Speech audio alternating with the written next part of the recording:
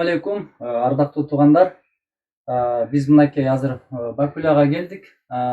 Москвадагы мекенчил жаштар канаты уюштурган иш-чаранын негизинде ушу бүт Кыргызстандагы ушу муктаж ден соолугу бир аз сыркоологон бир туугандарыбызга ушундай кайрымдуулук иштерди уюштуруп аткан экен.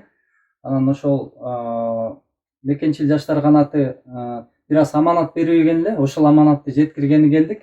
Мынакей Бакуляга азыр аманатты ошол 10 000 сом, 10 000 рубльду толугу менен тапшырып атабыз. Берге койдум акчаңы.